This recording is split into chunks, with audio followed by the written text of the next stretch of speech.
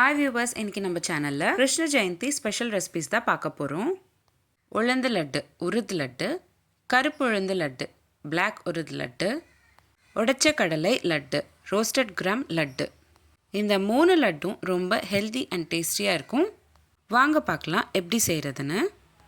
உடைச்ச கடலை laddu, roasted gram laddu எப்படி செய்கிறதுன்னு பார்க்கலாம். முதல்ல ஒரு பேனில் 30 கிராம் அளவுக்கு ரோஸ்டட் கிராம் உடைச்ச கடலை சேர்த்துக்கிட்டு நல்லா ரோஸ்ட் பண்ணிக்கோங்க. 1 நிமிஷம் அளவுக்கு நீங்கள் ரோஸ்ட் பண்ணிக்கிட்டாலே போதுமானது. அடுத்து ஒரு பிளேட்க்கு மாற்றிக்கிட்டு நல்லா ஆற வச்சுக்கோங்க. அடுத்து மிக்ஸி ஜாருக்கு சேர்த்துக்கிட்டு நல்லா பொடியாக அரைச்சிக்கணும்.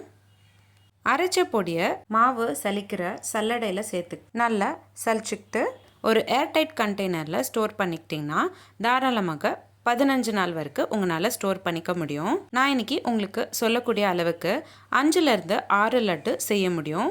உங்களுக்கு எவ்வளோ தேவைப்படுதோ அதுக்கேற்ற மாதிரி அளவு கம்மியாகவோ அதிகமாகவோ சேர்த்துக்கோங்க. இப்போ பார்த்திங்கன்னா பவுடர் நல்லா ஃபைனாக அரைச்சிக்கிட்டாச்சு.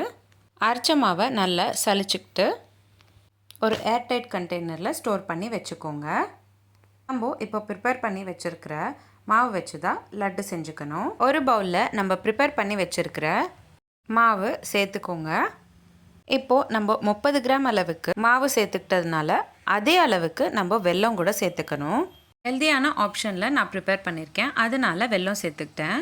உங்களுக்கு தேவைப்பட்டால் சர்க்கரை கூட சேர்த்துக்கலாம். சர்க்கரை கூட நீங்கள் மாவு எவ்வளோ எடுத்துக்கிறீங்களோ அதே அளவுக்கு எடுத்துக்கணும். அடுத்ததாக 2 ஸ்பூன் அளவுக்கு உருக்குன நெய், 10 ml நெய் தேவைப்படும்.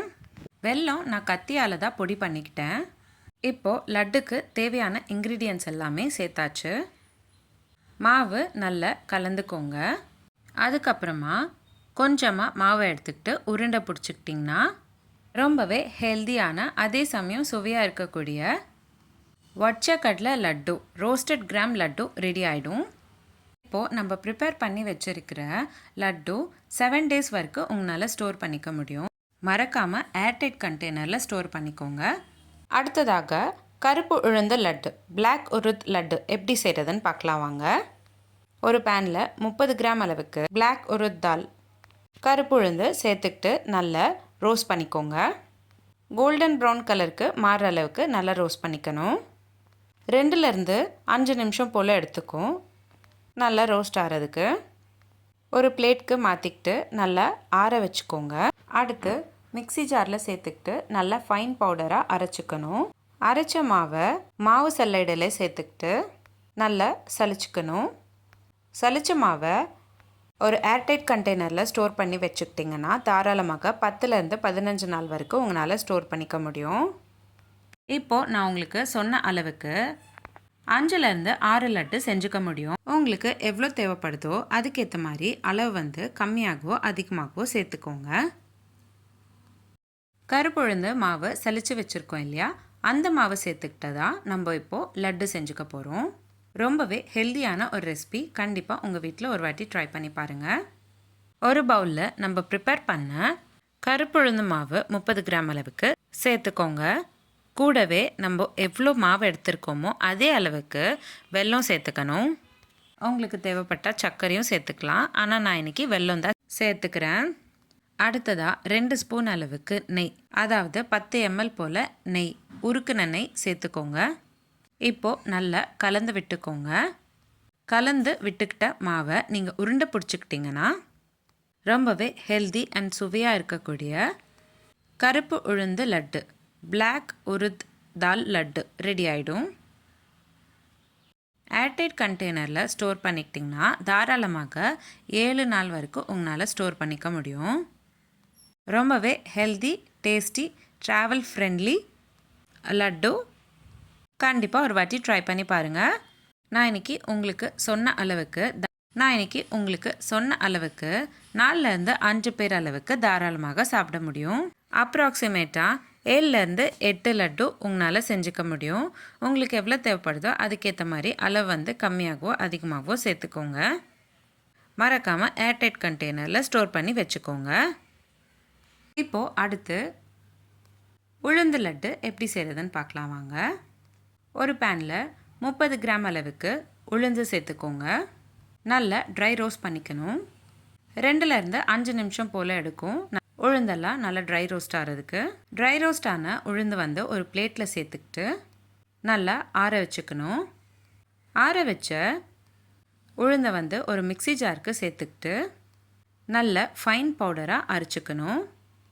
அரைச்சி வச்ச பவுடரை மாவு சலிச்சுக்கிற சல்லடையில் சேர்த்துக்கிட்டு சலிச்சுக்கணும். சலிச்ச மாவை ஒரு ஏர்டைட் கண்டெய்னரில் ஸ்டோர் பண்ணிக்கிட்டிங்கன்னா தாராளமாக 10லேருந்து 15 நாள் வரைக்கும் உங்களால் ஸ்டோர் பண்ணிக்க முடியும். நம்ம சலிச்சு வச்சுருக்கிற உளுந்து மாவு வச்சு தான் உளுந்து லட்டு செஞ்சுக்க போகிறோம். ரொம்பவே ஹெல்த்தியான ஒரு ரெசிபி. கண்டிப்பாக உங்கள் வீட்டில் ஒரு வாட்டி ட்ரை பண்ணி பாருங்கள். நான் இன்றைக்கி உங்களுக்கு சொன்ன அளவுக்கு 5லேருந்து 6 லட்டு நம்மளால் செஞ்சுக்க முடியும்.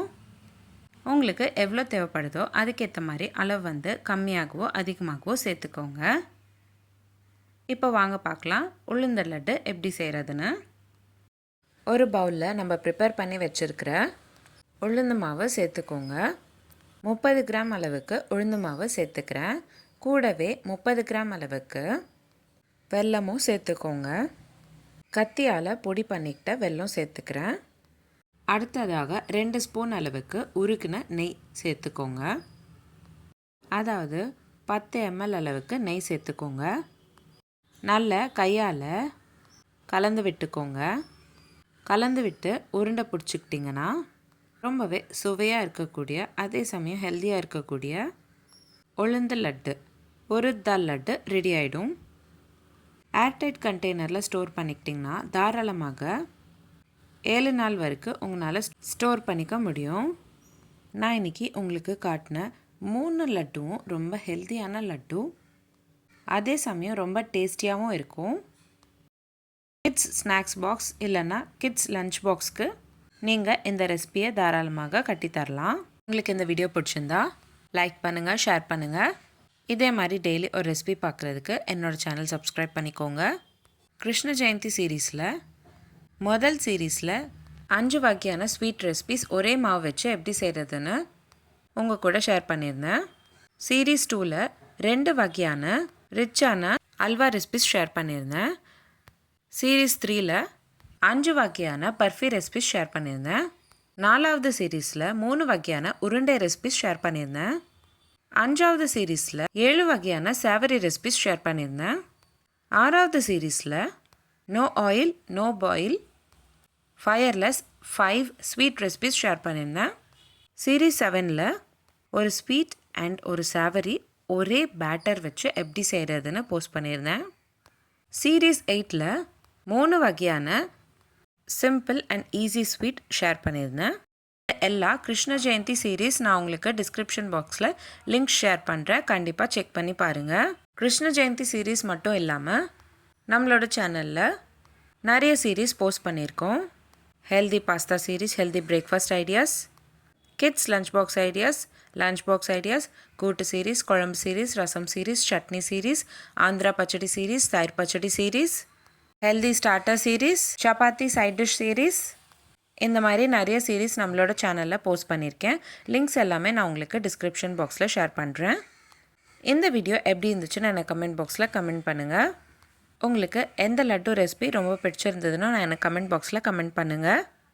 மீண்டும் சந்திப்போம் ஒரு சுவையான ரெசிபியுடன். தேங்க்யூ.